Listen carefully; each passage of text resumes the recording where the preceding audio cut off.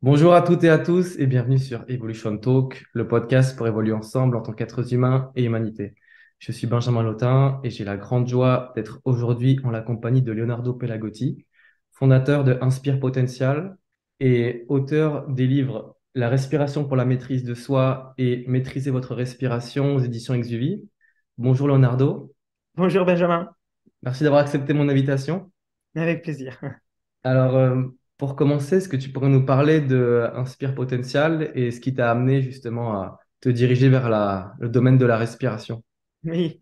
Alors, Inspire Potential, c'est mon projet et mon entreprise et que j'ai fondé il y a plusieurs années suite à un parcours personnel commencé en 2016 avec l'exploration de la méthode Wim Hof et la pratique de la méthode Wim Hof, la rencontre avec Wim. Et puis, cette exploration m'a amené à la découverte du monde de la respiration, plus précisément avec le Buteyko et l'Oxygen Advantage. Ensuite, intéressé par tout ce qui était pranayama, je me suis aussi formé au yoga, je suis devenu professeur de yoga. Et dans tout ça, bien sûr, il y a eu aussi une démarche autour du mouvement. Je suis devenu coach Animal Flow, j'étais toujours gymnaste. J'avais déjà pratiqué le Kung Fu Shaolin. Et avec tous ces outils, j'ai commencé à partager au début des petits stages à Paris, et des cours, et puis des stages en nature, et dans mon entourage. Et puis ça a pris de l'ampleur.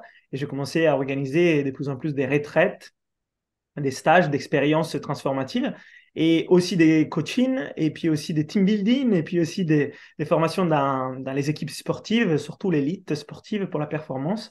Et cela est devenu Inspire Potential en 2018 à peu près, 2019, voilà, à peu près ça.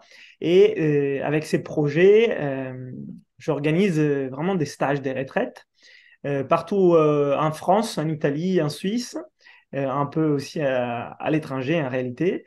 Euh, et avec tous ces outils, les outils que moi j'ai utilisés dans les passés et que maintenant je partage. Et puis au sein d'Inspire Potential, il y a aussi l'Académie Inspire, comme tu disais tout à l'heure, qui est mon école autour de la respiration, des certifications des coachs des respirations, une nouvelle figure aussi dans l'accompagnement de la santé, de la performance et du potentiel. Et donc, avec l'Académie Inspire, euh, nous formons des coachs en respiration dans un premier temps et dans un deuxième temps, moi, je partage mes outils différents et variés avec ces coachs pour qu'ils puissent aussi prendre les relais. Hmm. Et justement, toi, cette découverte de la respiration, elle s'est fait comment au tout départ? Parce que j'imagine qu'il y a eu une porte d'entrée, un premier éclairage qui est venu là-dessus dans ta vie. Comment ça s'est passé? Alors concrètement, ce qui a fait bouger les choses, ça a été la respiration Wim Hof, parce que c'était la première vraie technique de respiration que je faisais en conscience. Et j'avais remarqué des effets assez forts, assez puissants, assez incroyables. Je ne m'attendais pas du tout au monde de la respiration, parce que j'avais jamais pris conscience que la respiration était quelque chose pour moi d'intéressant, un outil. Je pensais juste, bah, je respire comme tous les autres, et puis point barre, il n'y a pas forcément besoin d'en faire tout un plat. Et finalement, par la respiration Wim Hof, je me suis interrogé parce que je me suis dit, ce n'est pas quelque chose de banal et d'anodin. C'est juste transparent peut-être, mais très puissant.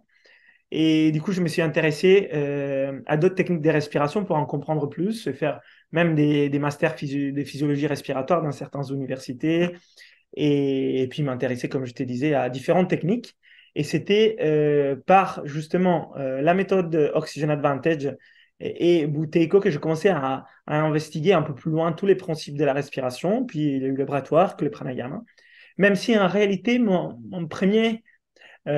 première porte d'entrée dans le monde de la respiration avait été bien plus tôt avec les Kung Fu Shaolin, où je faisais des exercices, des ralentissements, de la respiration avec une visualisation avant chaque entraînement. Mais oui, j'avais compris que j'ai travaillé sous les souffles, mais c'était un peu inconscient comme travail et je ne l'avais pas valorisé pour ce qu'ils étaient.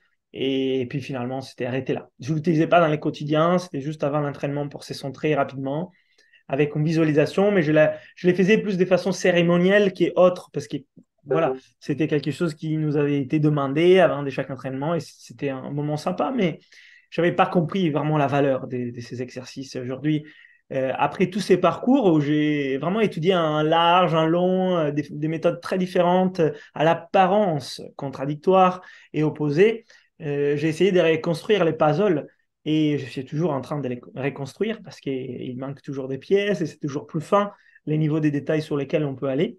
Et c'est ça qui m'intéresse aujourd'hui, de pouvoir vraiment amener à une approche complète, complémentaire, 360 degrés sur la respiration, en dépassant les méthodes et les méthodologies et les courants un peu d'une discipline ou de l'autre, pour essayer d'amener le monde de la respiration. C'est pour ça que je forme des coachs en respiration et pas forcément une méthode en particulier.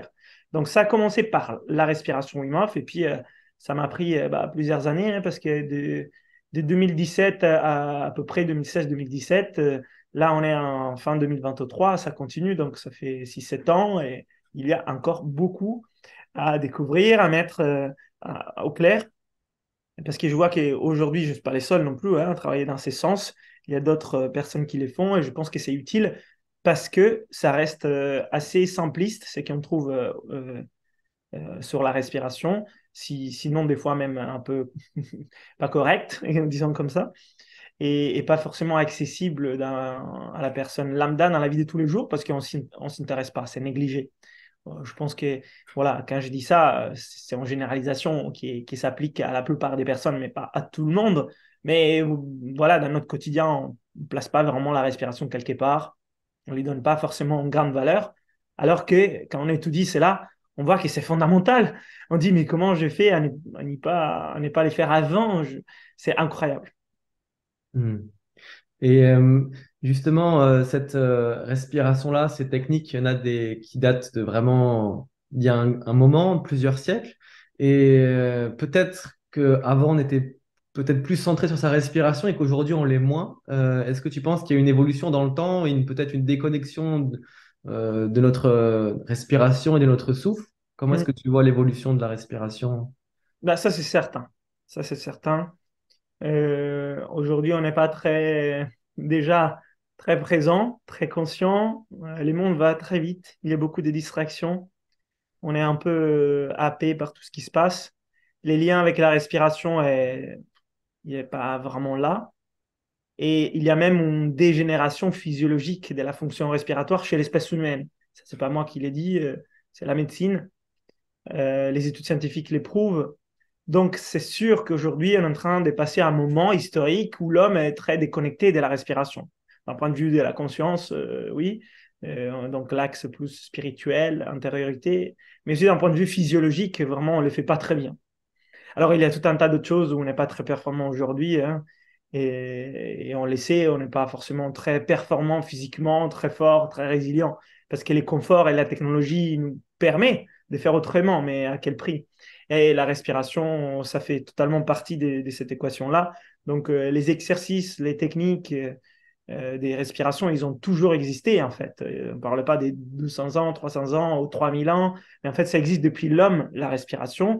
Il y a eu des techniques, si tu veux, des codes avec la respiration dans certaines disciplines très anciennes, donc on a pu parler de ça. Mais les liens avec la respiration a été de façon consciente ou inconsciente toujours mis au centre de la reconnexion à soi, du pouvoir de la méditation, du mental et aussi du pouvoir physique. Alors avant, c'était un peu évident parce qu'on respirait bien. Donc en fait, ça suffisait de bien respirer. Après, il y avait certains peuples peut-être plus adaptés à faire des longues apnées, certains peuples plus adaptés à vivre en altitude et d'autres un cœur avec un VO2 max plus élevé et donc capable de courir. Mais la respiration était fonctionnelle, ça fonctionnait bien. Donc, on n'avait pas forcément des déficits, sauf si on avait des problèmes de santé. Aujourd'hui, ce n'est pas le cas. Et moi, je me mets dedans dans cette partie de la population qui est 90%, selon la science aujourd'hui, qui ne respire pas bien. Alors, je fais tout un travail aujourd'hui, j'en suis sorti, mais j'étais sûrement dedans avant. Où la respiration, même au quotidien, dans la vie de tous les jours, elle ne fonctionne pas, elle n'est pas fonctionnelle. Et donc, c'est là cause une perte d'efficacité, de performance, de bien-être. Ça génère du stress, ça génère aussi des troubles de la santé. Et c'est là, donc, on en prend conscience progressivement. Mais de l'autre côté, il n'y a pas vraiment des solutions qui sont mises en avant. Donc, tout le monde travaille avec l'Académie Inspire, les livres des respirations et mes formations en ligne. C'est justement de pouvoir donner un outil pour que la personne, dans la vie de tous les jours, puisse apprendre et le faire, parce que c'est ça qui compte. Et de toute façon, on n'y est pas là encore avec des spécialistes qui, quand ils traitent la santé de façon holistique, conseillent la respiration, on n'y est pas encore. Mais ça, c'est en train d'arriver. Donc, entre-temps, on a besoin de se prendre en charge tout seul Et donc, c'est pour ça que j'ai écrit des livres pour mes étudiants à la base. J'ai créé des formations en respiration pour mes étudiants à la base. Mais maintenant, je suis en train vraiment d'élargir pour que la personne qui s'interroge sur comment mieux gérer son stress et sa santé de façon autonome et à la maison, voilà, sans forcément beaucoup d'équipement, puisse commencer à arriver au monde de la respiration. Hmm.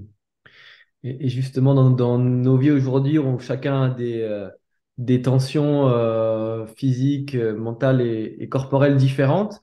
J'imagine qu'il y a des formes de respiration qui sont plus ou moins adaptées à certaines personnes et que toute une histoire d'adaptation. Comment est-ce qu'on prend conscience justement de ces tensions-là et euh, de notre respiration qui peut être, comment dire, pas optimale? Alors, c'est une bonne question et je vais vous expliquer rapidement certains symptômes, certains indices. Et puis, même, je vais mentionner certains tests qu'on peut faire à la maison pour voir. Et après, vous trouvez tout ça de façon détaillée dans mes livres, hein, voilà, qui sont édités par Exuvie, Fabien Moine, sur la respiration, ou alors dans mes formations en ligne, si vous êtes plutôt vidéo. Mais venons donc aux symptômes, la première chose. On peut observer certaines choses dans son quotidien qui peuvent nous dire, tiens, ta respiration, peut-être, elle n'est pas très équilibrée. Il y a peut-être trop de stress et on n'arrive pas à suivre. Il y a des cercles vicieux qui se sont installés et ça serait bien de casser ces cercles vicieux et créer des cercles vertueux. Alors, on peut observer, par exemple, si la respiration est très rapide et superficielle au niveau de la poitrine, sûrement là, il y a quelque chose à voir en fonction du stress et en mécanique, biomécanique de la respiration qui est dysfonctionnelle. Alors, rapide, quand je dis rapide, c'est, vous pouvez compter, c'est un des tests hein, que je mentionnais tout à l'heure, combien de respirations vous faites dans la minute. Et si vous dépassez les 12, c'est rapide, c'est défini comme rapide. Alors qu'on aimerait bien être à 6, 8 ou 10, voilà, maximum 12 respirations par minute. Si elle est au niveau de la poitrine, on n'utilise pas le diaphragme. Et le diaphragme a juste un rôle fondamental dans les corps, au niveau du cœur, au niveau des intestins, au niveau du foie, des reins. Voilà, c'est hyper important qu'on puisse l'utiliser au niveau de la pression intra-abdominale, du soutien de la colonne, de la posture.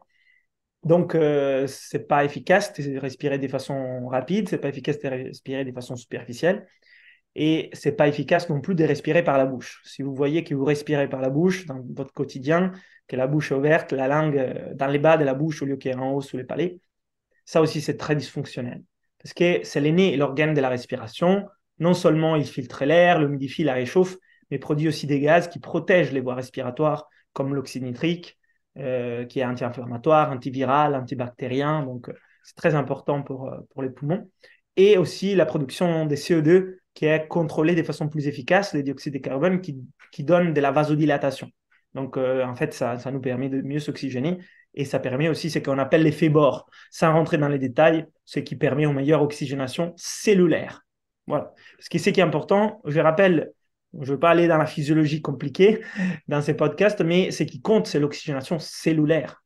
Ce n'est pas l'oxygénation des poumons, ce n'est pas l'oxygénation du sang, même si bien sûr ça passe par là, mais il faut aller jusqu'au bout de la chaîne au niveau des cellules, au niveau de la mitochondrie, là où il y a les cycles de Krebs, la respiration cellulaire. Si ça n'arrive pas jusque-là, bah, la fonction respiratoire est incomplète, donc pas très efficace. Donc ça, c'est un signe. Observer sa respiration rapide, superficielle par la bouche, là, j'ai vraiment des bons indices. Après, vous pouvez observer d'autres choses. Si vos mains et vos pieds dans votre quotidien sont froids, alors très souvent, si le corps est chaud, pas si vous avez très froid, mais si le corps est chaud, vous allez bien, mais en fait les mains et les pieds sont froids, bah là vous avez un indice que vous êtes en train d'hyperventiler de façon chronique. Et ça aussi, ou alors à ces moments-là où vous l'observez, si ce n'est pas tout le temps. Souvent, on pense que c'est un problème de circulation, mais ce n'est pas le cas. Pour la plupart d'entre nous, c'est un problème de respiration. Et c'est là est lié, comme je vous disais, au CO2, au dioxyde de carbone, à l'hyperventilation chronique et donc à la vasoconstriction périphérique, qui donc fait refroidir nos pieds parce qu'il n'y a pas de sang chaud qui arrive, parce qu'il y a de la vasoconstriction. Donc on peut observer ça. Est-ce que les mains et les pieds dans mon quotidien sont plutôt froids? Alors ça, si c'est oui, ça pourrait être que vous faites une hyperventilation, donc votre respiration n'est pas efficace. Une autre chose qu'on peut observer, c'est est-ce que je me sens un peu crispé au niveau de la poitrine, en fait? Est-ce que je sens des tensions au niveau du diaphragme, de la poitrine? Ça aussi, ça peut être lié à la respiration. toujours en lien avec les stress, mais pas que. On peut observer si je fais beaucoup des soupirs et beaucoup des bâillements. En fait, les soupirs et les bâillements, c'est physiologique et ça fait même du bien, mais si c'est trop, là aussi, ça donne un dysfonctionnement. Donc, et à la fin, une autre chose claire, qui est ça encore, on n'en parle pas assez, si vous avez des troubles de la respiration pendant les sommeils, c'est certain que vous avez des troubles de la respiration pendant les jours. Donc, je parle là, bien sûr, de l'apnée du sommeil. Donc, si vous faites de l'apnée du sommeil, bah, votre respiration est dysfonctionnelle. Ça, c'est certain. Donc, ça serait très intéressant d'y travailler assez vite parce que l'apnée du sommeil, c'est quand même quelque chose qu'on préfère ne pas avoir, pour le dire comme ça. Et il y a des très bons résultats avec les exercices de respiration pour la réduction de l'apnée du sommeil, ça c'est une chose. Mais si on ne fait pas de l'apnée du sommeil, mais si on ronfle, bah, ça aussi, c'est un indice que notre respiration n'est pas fonctionnelle. Parce que c'est pas normal de ronfler. Si ça arrive de temps en temps, quand on a un rhume, ou quand on a mangé beaucoup les soirs, ok, peut-être que c'est juste ponctuel et c'est un état biochimique de votre corps, etc. Mais si c'est tout le temps, même juste quelques fois dans la nuit, mais tout le temps, c'est sûr que là aussi, c'est pas très fonctionnel votre respiration. Donc, si vous réveillez la bouche ouverte, la bouche sèche, vous avez soif, si vous devez aller aux toilettes la nuit, ce sont tous des indices qui vous disent que votre respiration ne supporte pas la fonction du sommeil et que donc la respiration n'est pas très efficace. Il faut voir les degrés, peut-être c'est juste un peu, peut-être c'est beaucoup. Mais ça, c'est aussi des indices qui peuvent vous aider. Si vous avez certains de ces indices, moi, je vous invite à aller faire les tests que vous trouvez dans mes 2 livres ou dans mes 2 formations en ligne et voir en fait les scores de votre respiration. Est-ce qu'elle est à 50%, 80%, 20% pour avoir les degrés de la fonctionnalité de votre respiration. Et la plupart d'entre vous va voir que la respiration n'est pas optimale parce qu'on le sait aujourd'hui que 9 personnes sur 10, ils ont quand même une respiration dysfonctionnelle. Mais ce n'est pas une mauvaise chose dans le sens où vous allez prendre conscience de quelque chose qui vous fait mal, malgré toutes les choses bien que vous faites dans votre vie. Donc, voyez-le comme un potentiel incroyable d'amélioration de votre quotidien par la prise en main de votre respiration. Mais je vous rassure, la plupart d'entre vous vont avoir des scores très faibles à ces tests. Mais c'est normal parce qu'aujourd'hui, c'est le cas. La plupart des personnes ne respirent pas très bien. Ce n'est pas très efficace. Certains d'entre vous vont avoir de bons scores parce que vous entraînez votre respiration, parce que vous êtes voilà, des personnes qui respirent OK. Certains d'entre vous. Mais la plupart, ils vont avoir des scores médiocres, à 50% au moins. Et donc là, c'est vraiment intéressant de pouvoir se pencher dans la rééducation respiratoire, dans les exercices de respiration, avec des effets court terme et long terme. Et là, vous allez vous rendre compte que dans l'espace des 2 à 3 semaines, votre qualité de vie a changé. Votre niveau d'énergie a changé, votre niveau de stress a changé, votre qualité du sommeil a changé. Ce sont des choses qui n'ont pas de prix. Ça vaut beaucoup. Et souvent, on va chercher des solutions dans des endroits où on fait déjà des bons efforts. Je parle, par exemple, au niveau de l'alimentation, je parle au niveau du mouvement. On essaye déjà de faire des bons efforts. Après, ça peut rester encore perfectible. Mais là où on fait 0 effort, il va y avoir beaucoup de résultats. Et la plupart d'entre nous fait 0 effort sous la respiration. Donc, d'en mettre 20% d'effort, ça va donner 80% des résultats. Par la loi de Pareto. Donc, j'invite les personnes aujourd'hui vraiment à s'y pencher sur ça parce que la plupart des personnes sont dans 0% d'effort. Donc, ils vont avoir avec 20% d'énergie qui est dédiée à cette fonction, 80% des résultats qu'ils cherchent. Et cela ne veut pas dire ne pas chercher de s'améliorer aussi dans l'alimentation, de chercher d'améliorer aussi dans les mouvements. Mais en fait, la plupart des gens font déjà attention à ça. Ils essayent déjà de faire des bons choix. Après, c'est perfectible, hein. Mais ils ne vont pas être à 0. Qui est dans la respiration, est-ce que vous n'êtes pas à 0? C'est une question. Est-ce que vous faites des exercices, des rééducations respiratoires? Alors, quand je dis ça, je ne vous parle pas de faire la cohérence cardiaque, hein. Faire la cohérence cardiaque, c'est très bien, vous le faites 5 à 10 minutes par ici, par là, c'est super, mais ça ne va jamais améliorer votre respiration. Ça va peut-être de façon ponctuelle vous soulager, mais ça ne va rien changer, hein. Donc, il faut comprendre que je parle de mettre en place une dynamique ou une routine qui vous permet de changer les choses en quelques semaines. Et après, une fois qu'on change les choses, il faudra les entretenir aussi, parce que c'est comme l'activité physique ou l'alimentation. On met en place des bonnes choses, mais après, si on les fait à nouveau mal, on n'aura pas les résultats. Donc, je vous parle de ça avec des exercices qui sont scientifiquement prouvés et qui on sait aussi depuis beaucoup de temps par les traditions anciennes qui vont nous aider. Je ne parle pas juste de faire un exercice par ici, par là, comme la cohérence cardiaque ou en respiration Wim Hof. Cela est utile dans un temps court parce que ça nous fait du bien, super, mais ça ne va pas changer notre fonction respiratoire. Donc, même si ça nous fait du bien pendant 10 minutes, 1 heure, même 2 heures, 3 heures, et après, ça va partir. Et ça, voilà, on ne peut pas non plus juste faire 3 fois 5 minutes par jour des cohérences cardiaques parce que comme ça, on dit je vais être bien pendant 2 3 heures. Oui, mais vous allez être bien par rapport au système nerveux autonome, un peu, si vous voulez. Mais tous les restes, la biochimie, la biomécanique, la conscience respiratoire, ils n'ont pas été réglés. Donc, je parle de ça parce qu'il y a beaucoup de personnes, quand je leur demande est-ce que vous faites de la respiration, ils me disent oui. Puis je leur demande vous faites quoi? Ils me disent je fais 1 fois ou 2 fois ou même 3 fois par jour 5 minutes de cohérence cardiaque. Ça, c'est bien, mais ça ne va pas changer les choses. Donc, ce n'est pas une vraie éducation. C'est comme si on demande à quelqu'un est-ce que tu manges correctement? Et la personne te dit oui, je fais les jeûnes intermittents. Mais c'est bien, mais c'est pas forcément manger bien. Qu'est-ce que tu manges après le midi et le soir? Je suis au fast-food. Ah, ok. Donc, les jeûnes intermittents est bien, mais tu manges du fast-food. Donc, ça va pas forcément changer les choses. C'est mieux que les manger 3 fois par jour, deux, parce que c'est pas bon. Mais ou alors, est-ce que tu fais du sport? Oui, bien sûr, je marche par ici, par là, au moins 10 minutes les matins, 10 minutes les soirs. Oui, c'est bien, super. Mais ça, c'est pas faire du sport, ça, c'est pas du mouvement, ça ne peut pas changer ta santé. Alors, si on était à 0 minutes, faire 10 minutes par jour, c'est déjà mieux, c'est sûr. Donc, si on fait jamais la respi, on fait déjà 5 minutes, super.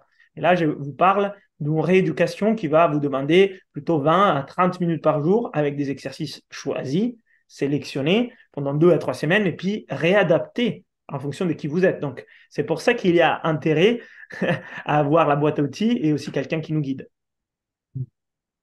Parce que c'est vrai qu'aujourd'hui, avec toutes les techniques de respiration qui se popularisent de nouveau, c'est un peu une nouvelle jungle. Il y avait la jungle alimentaire avec toutes les approches avec l'alimentation, mais il y a aussi toute cette jungle, disons, de la respiration avec des techniques différentes qui sont peut-être, comme tu dis, utilisées comme ça en croyant qu'on travaille sur sa respiration, mais en fait pas du tout. Et justement, comment est-ce qu'on s'y repère dans tout ça quand on plonge là-dedans et comment est-ce que justement on peut s'y retrouver un peu mieux dans cette jungle? Oui, bah, ça, c'est inévitable. D'un côté, c'est une bonne chose parce que ça ouvre les champs du possible. Mais de l'autre, il faut s'y repérer. Il faut une carte. Et si nous n'avons pas la carte, il faut un guide.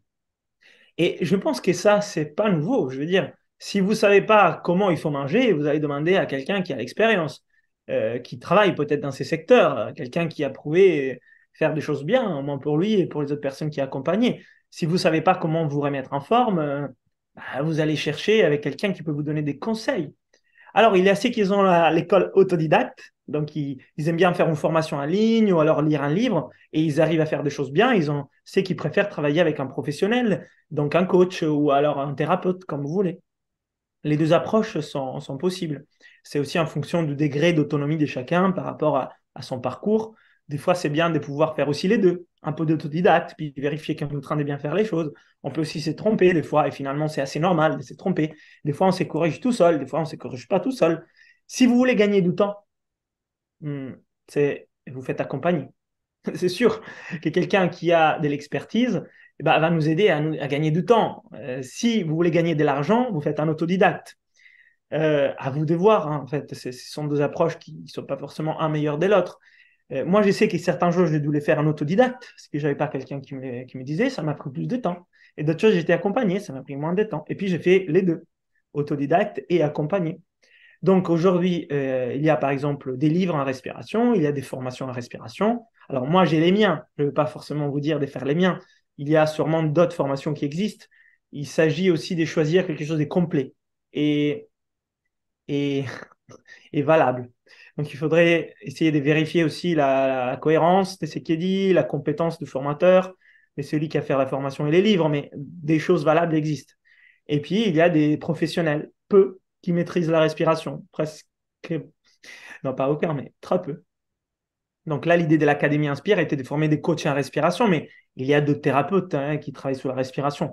Des fois, c'est avec un outil qui peut faire une chose, et c'est bien. Et des fois, c'est avec beaucoup d'outils qui peuvent faire plein de choses. Donc, il faut voir si ces formateurs, ces coachs, ces thérapeutes, à l'outil qui vous intéresse, à ces moments-là, ça peut suffire. Si vous voulez travailler 360, un seul outil ne va jamais suffire. Mm. Donc, ça aussi, il faut se questionner. Donc, par exemple, la démarche d'Inspire, de l'Académie Inspire, c'est travailler 360 degrés. Ça demande un peu plus de temps. Il faut au moins 3 à 5 rendez-vous. Il faut utiliser plusieurs techniques, mais c'est une approche qui dure dans la durée. Une technique, par contre, ça va aller plus vite. Peut-être une séance, ça suffit, mais ça va juste peut-être travailler sur une problématique ponctuelle, souvent. Alors, j'espère que ça pourra aussi peut-être travailler dans les longs termes, mais c'est difficile hein, qu'une seule technique puisse faire ça, même si c'est des très bonnes techniques. Après, il existe des outils plus complets que d'autres. Donc, si on utilise un outil qui est plus complet que d'autres, on a plus de chances de faire plusieurs choses positives. Donc, je vous fais un exemple. Vous faites des pompes. La pompe est un mouvement physique intéressant. Si vous allez chez quelqu'un qui vous conseille la pompe pour vous remettre en forme, bah, si c'était les épaules, les bras que vous voulez travailler, parce que finalement les jambes, vous les avez déjà en forme, mais c'est les hauts du corps, là, bah, ça va vous aider pour un certain temps. Puis il faudra changer, hein, parce que faire que des pompes, ça risque de ne pas être un mouvement très complet. Ouais. Mais ça peut être utile. Par contre, si quelqu'un vous fait déjà faire des burpees, par exemple, OK, il y a la pompe et les squats et les changements des nouveaux. Alors, OK, peut-être c'est déjà un peu plus complet, mais vous voyez, donc les burpees et la pompe, c'est pas forcément meilleur de l'autre, mais il y a plusieurs aspects. Et c'est pareil dans l'alimentation. Si quelqu'un vous dit, bah, moi je suis un expert des baies de goji, vous allez faire une monodiète des baies de goji, je dis n'importe quoi. Hein. Mais ça peut être intéressant. Les raisins, voilà, on fait une monodiète des raisins, monodiète de pommes, super. Ça va faire quelque chose. Mais on ne pourra pas faire que ça. On est bien d'accord. Donc, comme on comprend ça dans l'alimentation, on comprend ça dans les mouvements, on doit comprendre ça dans la respiration. Mais aujourd'hui, ce n'est pas acquis. Parce que l'exemple, c'est la personne qui me dit, oui, je fais la cohérence cardiaque. C'est comme quelqu'un qui dit, oui, moi, j'ai fait des pompes. Tu es sportif, oui, moi, j'ai fait des pompes. D'accord. Ou alors, tu manges bien, oui, moi, je mange des pommes. Personne ne va dire ça. Donc, pourquoi on pourrait dire ça sur une technique de respiration? C'est juste qu'on n'a pas compris. On n'a pas encore compris que c'est un univers, c'est un ensemble de choses, ça a plusieurs effets, ça a plusieurs dimensions.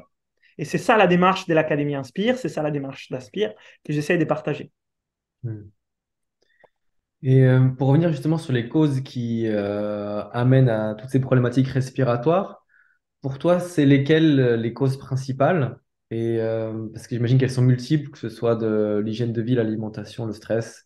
Et comment justement, euh, parce que j'imagine que pour y remédier, il y a cette rééducation respiratoire, mais aussi peut-être travailler aussi sur la cause, parce que finalement, si le souffle et la respiration est autonome, automatique, peut-être que naturellement, on peut aussi revenir à un souffle plus libre seul, enfin seul, en réglant la cause, les causes. Oui, absolument, absolument. Mais souvent, tu sais, régler les causes de tout ça, ça va faire beaucoup tout de suite. Donc, la première chose que je conseille, c'est déjà de casser les cercles vicieux au niveau de ce qui s'est mis en place dans la respiration pour les corriger, pour qu'on aille un support, un appui, un allié. Parce que quand on est un peu fatigué, stressé, qu'on dort mal, on va chercher la compensation. Et donc, s'il y a quelqu'un qui a comme seule compensation de manger mal, de se faire plaisir en mangeant, et tu lui dis maintenant tu manges bien, et donc pour lui, c'est pas de plaisir, il va pas les faire. Par contre, si quelqu'un, déjà, il arrive à trouver un peu plus d'énergie, un meilleur sommeil et avoir un peu moins de stress parce qu'il a déjà réglé sa respiration, chose qui ne va rien coûter en fait, et ben, il aura plus envie aussi de travailler sur d'autres choses parce qu'il va mieux se sentir. Ça, c'est mon approche à moi. Mais tu as totalement raison qu'on pourrait commencer aussi ailleurs pour déjà aider à résoudre certaines problématiques comme l'alimentation, les mouvements et les stress. Mais c'est là tout seul, ne va pas changer votre respiration. Donc, vous allez vous retrouver avec les mêmes problèmes au niveau de la respiration. C'est que vous mangez bien, vous faites du sport, vous n'êtes pas stressé, vous habitez à la campagne, mais votre respiration, elle n'a pas changé. Ou alors très peu. Parce que les habitudes que vous avez mises en place, elles n'ont pas changé au niveau subconscient et physiologique, ou alors très peu. Et donc finalement, vous mangez bien, vous faites du mouvement, vous habitez à la campagne et vous faites du yoga et de la méditation, mais vous trouvez que vous êtes encore stressé, encore fatigué, et vous dormez encore mal. Alors, sûrement, il y aura eu des améliorations, hein, parce que vous avez fait tout ça, les choses bien. Mais en fait, la fonction cœur, qui est à la respiration, n'a pas encore évolué autant que ça. Parce qu'il faudrait un reset profond. Il faudrait éliminer les stress chroniques. Il faudrait reprendre une alimentation totalement adaptée. Il faudrait être en nature. Il faudrait bouger toute la journée. Il faudrait arrêter de travailler derrière un ordi assis sur une chaise dans un appartement. Et toutes ces choses-là, on ne peut pas les faire comme ça parce que ça demande beaucoup des changements dans notre vie. Et donc, si quelqu'un n'est pas forcément prêt à tout changer, moi, je trouve qu'il y a beaucoup d'intérêt déjà de commencer par la respiration parce que ça va être un appui pour avoir plus d'énergie et plus serein, gérer les stress. Et souvent, beaucoup de personnes, ils n'ont même pas envie, en fait, d'échanger d'autres choses. Après, c'est une démarche holistique. Donc, ça veut dire qu'on peut faire les choses en même temps.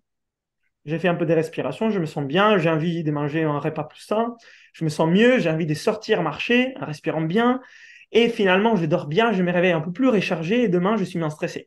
Donc c'est quand même un bon cercle vertueux qu'on peut mettre en place.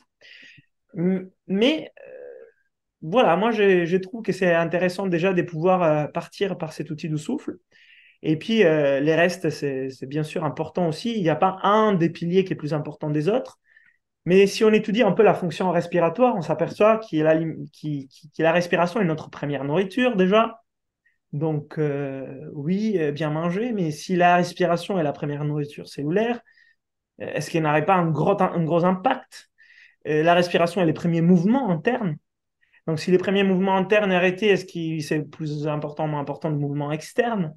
La respiration a un impact fondamental sur la perception et les vécus du stress. Donc si la gestion du stress à l'intérieur n'est pas acquise, est-ce qu'il faut gérer les stress à l'extérieur?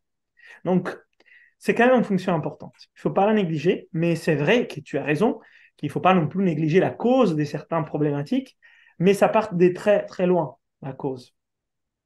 Et c'est pour ça que des fois, on est un peu perdu même, parce qu'on s'est dit, mais en fait, moi, je suis sportif, je mange bien, je vais en nature tous les week-ends, et puis finalement, je regarde, mais ma respiration est à côté de la plaque. Dans une situation de stress, je ne gère pas.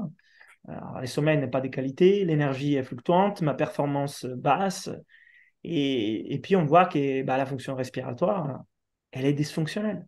Parce que ça fait 30 ans, en fait, qu'on respire mal et ça n'a pas changé. Hmm. Il faut un effort conscient aussi.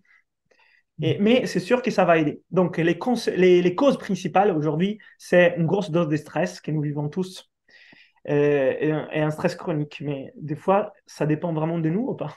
Je ne sais pas. Parce que les mondes dans lesquels on vit, on ne peut pas tous les contrôler. Ça, c'est une chose. La deuxième, c'est notre style de vie.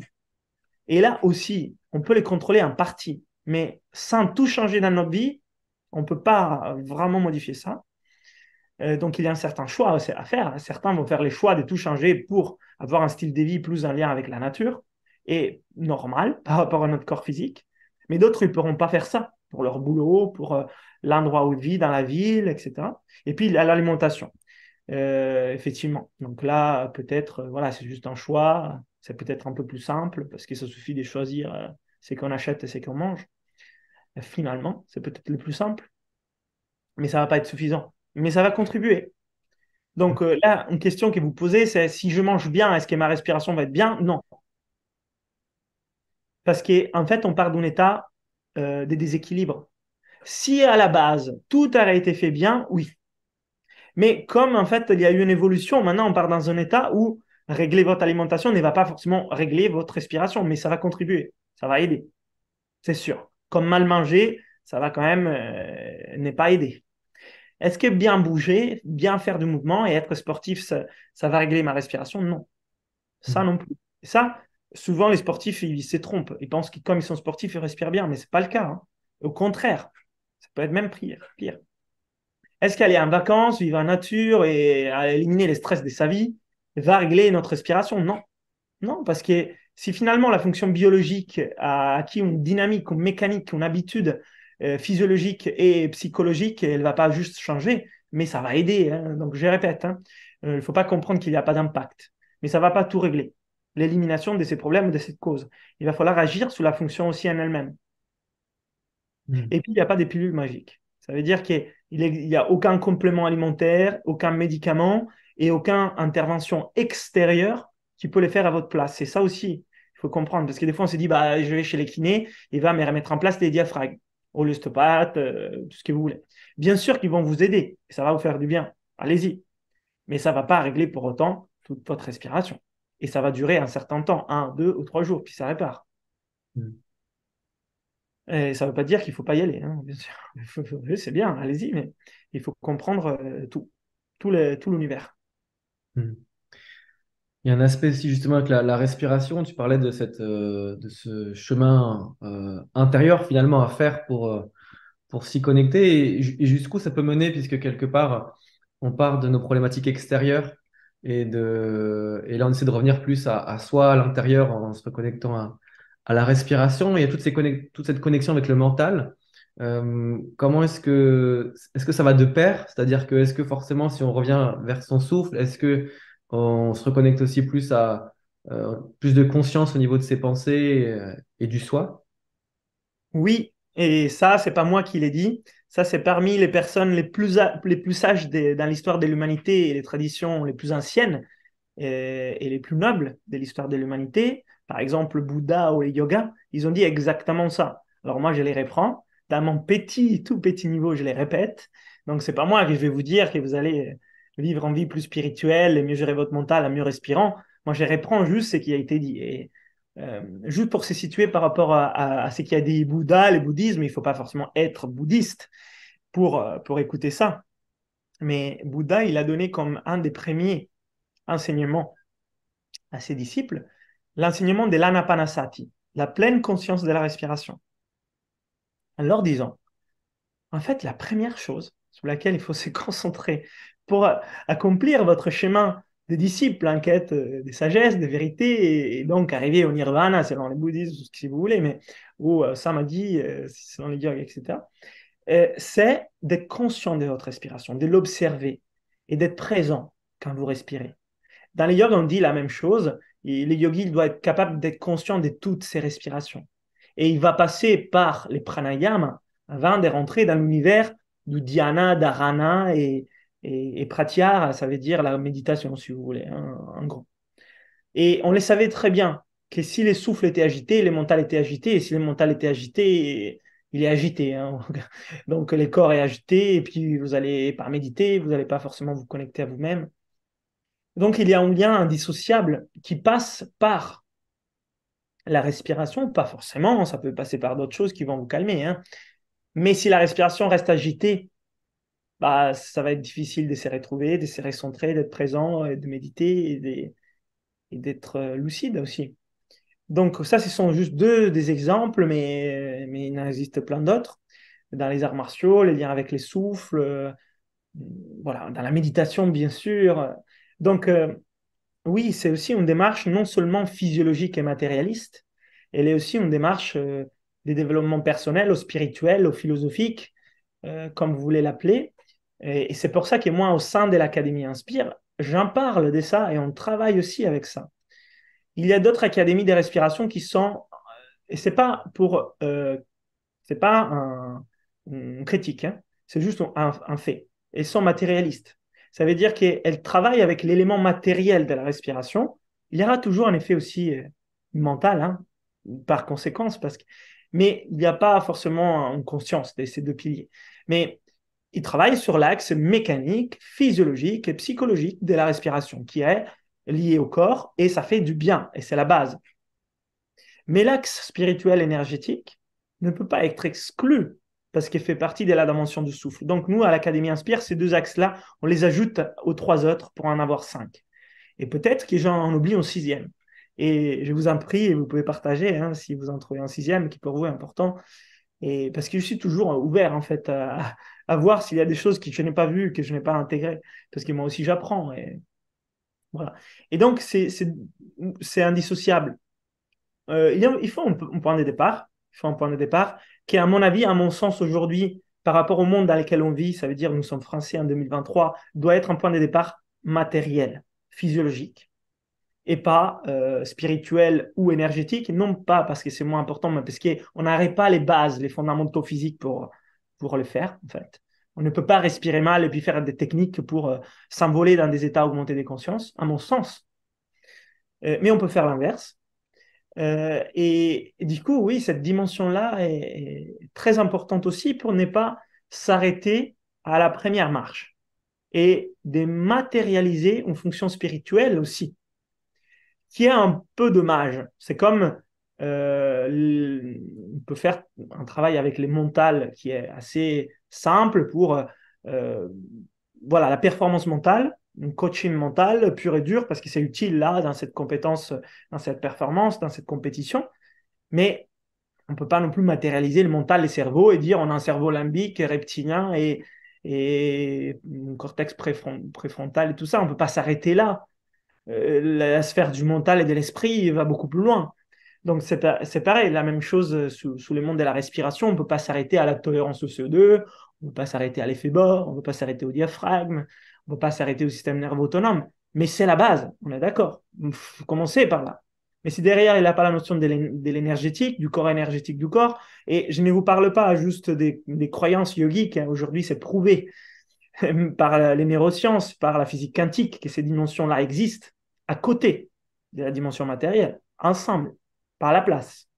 Ou alors la dimension spirituelle de qu'est-ce que ça veut dire accomplir en vie, qu'est-ce que ça veut dire être humain. Voilà, on s'arrête. On s'arrête trop tôt. Hmm. Donc c'est là un peu les liens avec la philosophie et la spiritualité qui a été toujours mis en avant dans les mondes du souffle.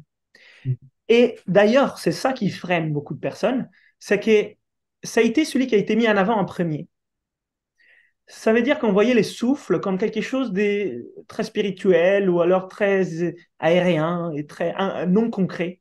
Et moi, ça m'a repoussé au début, parce que j'étais scientifique, des formations ingénieur et un gymnaste. Et en fait, je voulais pas quelque chose d'ésotérique ou spirituel, je voulais juste un outil concret pour être moins stressé. Et, ou alors moins m'essouffler, ou alors moins avoir de l'allergie.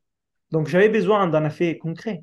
Si quelqu'un me parlait des pranayama et du chakra et de l'anapanasati avec des termes sanscrits, et puis ça venait du bouddhisme, et en fait, non, ça ne m'intéressait pas.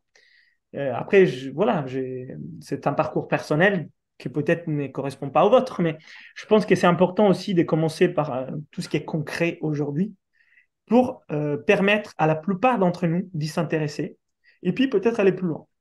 Voilà. Et dans tout ce cheminement que tu as eu, et du coup la rencontre avec toutes les différentes philosophies en lien avec le souffle et la respiration, lesquelles t'ont le plus inspiré? Est-ce qu'il y a des enseignements particuliers qui t'ont ouais, le plus apporté? Et si oui, lesquels? Alors, moi, je dois beaucoup à la méthode Wim Hof et donc à la respiration Wim Hof parce que ça a été mon déclic, mon éveil par rapport à ça. Donc, je suis très reconnaissant par rapport à Wim pour ça. Euh, Puis, je suis très reconnaissant à Patrick Meken pour avoir repris les enseignements de Buteyko sur vraiment la physiologie et les éléments importants des compréhensions pour bien respirer dans la vie de tous les jours. D'ailleurs, je me suis formé hein, ces deux méthodes parce que j'y crois. Et puis, je dois beaucoup aussi au monde du yoga pour tout ce qui est le travail sur la conscience, sur la présence et la spiritualité. Je me suis formé donc comme professeur de yoga. Et je dois beaucoup aussi au monde du bouddhisme et du bouddhisme zen. Je suis allé au village de Prunier. J'ai beaucoup appris sur la conscience de la respiration et aussi à cette autre dimension-là complémentaire à la maîtrise, à la respiration. Et donc, ce sont ceux qui m'ont le plus impacté, mais du coup, c'est ceux qui sont mon travail, en fait. Quand vous allez voir mes livres, La respiration pour la maîtrise des soi ou Maîtriser votre respiration, c'est tout ça, en fait, que je partage. Après, il y a d'autres choses que je dois encore explorer davantage. Donc, l'aspect euh, plus breathwork, je l'ai déjà travaillé personnellement, mais je veux aller plus loin avant d'en parler un peu plus, mais je pense que c'est intéressant aussi. Donc, pour tout ce qui est libération du trauma, j'ai travaillé avec des outils qui, pour l'instant, sont en lien avec la méthode Wim Hof. Mais il y a d'autres choses que j'aimerais bien approfondir et je ferai par la suite et je pourrais peut-être en parler plus par une autre fois. Et justement, cette connexion aux émotions aussi, du coup, à la respiration, à qui on est, cette reconnexion, parfois la respiration, elle se fait aussi avec certaines émotions. Qu'est-ce que tu observes justement dans tes stages et dans tes cas pratiques dans cette reconnexion à tout cet univers? Très marquant pour les gens, inattendu. Ils viennent à mes stages, à mes formations, à mes retraites pour découvrir souvent l'exposition au froid, des fois des techniques de respiration pour la performance ou la gestion du stress. Et puis, ils sont touchés par la reconnexion au monde des émotions, à la libération de certains traumatismes, au lien avec soi, la présence. Et ça les touche profondément. Et c'est aussi la force un peu des mes stages, parce que je vais au-delà aussi de la technique pour vivre aussi des choses dans ces sens-là. Et ça permet plein d'autres choses par la suite. Ce sont un peu des déclencheurs et des déclics importants pour les personnes. Les mondes des émotions, il y a un lien avec des techniques aussi très concrètes, hein, des respirations, la partie psychophysiologique, mais aussi les liens avec les diaphragmes, donc musculaires, mais aussi un lien avec les CO2 par rapport à la peur, par rapport à l'anxiété. Donc il y a beaucoup de choses déjà sur un aspect concret sans vouloir aller très loin.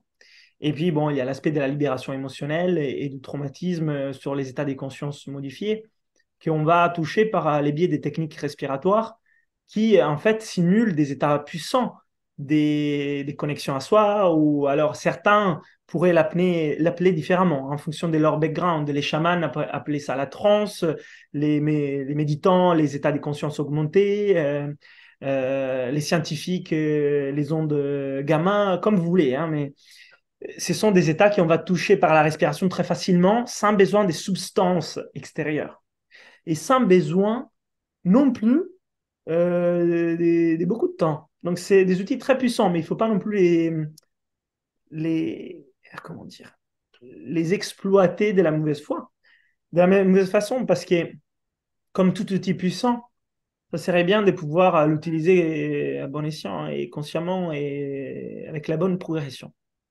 Et moi, je pense qu'il y a aujourd'hui une approche au monde de la respiration sur les breathwork qui est un peu en mode sensationnel. Genre, cette technique, elle est puissante, vous allez voir, et ça va vous mettre dans tous les états. Et c'est vrai. Mais en fait, derrière, ça va déclencher rien du tout parce que la personne, de toute façon, il n'y a aucun parcours reproductible. On ne peut pas reproduire. Donc, on a vécu un truc, peut-être que ça va nous aider, peut-être que ça ne va pas nous aider. Au contraire, ça pourrait même faire trop. Donc, il y a besoin de préparer ça. Et dans mes stages, moi, je commence doucement. Si j'ai 3 jours, on verra ce qu'on peut faire en 3 jours. Si les gens veulent aller plus loin, je fais des stages de 5 jours. Si les gens veulent aller plus loin, j'ai les stages avancés. Parce que c'est important de construire ça. Avec une pratique aussi à la maison, régulière, entre-temps. On ne va pas juste aller là, respirer comme des fous, libérer du traumatisme. Et oui, ça peut être bien pour certains, mais pour certains d'autres, j'ai laissé et ça peut être encore pire. Donc c'est important, cette partie-là des émotions, de la travailler, certes, mais de les faire de façon progressive. Hmm. Ouais, c'est le sens, voir le sens derrière profond de l'utilisation de tout ça et pas se jeter et partir dans des choses sans savoir où on va vraiment, quoi. Donc, je vois bien. Bah, écoute, on arrive vers la fin du podcast et du temps dont on dispose. Je vais te poser la question rituelle. Si tu avais un dernier message à transmettre à l'humanité, comme une bouteille à la mer, quel serait ce message? Moi, je vais reprendre celui d'un grand maître bouddhiste qui est Thich Nhat Hanh, qui, je pense, il exprime de façon simple, mais puissante, c'est inspirer, expirer, souriez, vous êtes vivant. En mettant les liens entre la vie et la respiration, pour pouvoir peut-être s'intéresser davantage. Hmm. Bien, merci en tout cas pour tous ces partages. Donc vous trouverez dans la description tous les liens vers donc Inspire Potentiel et les différents livres de Leonardo. Vous y trouverez également en description un lien pour soutenir l'association nutritive pour planter des arbres fruitiers et créer des forêts comestibles. Mhm. Encore un grand merci Leonardo et à bientôt pour un prochain podcast. Merci, Benjamin. Bonne journée, tout le monde.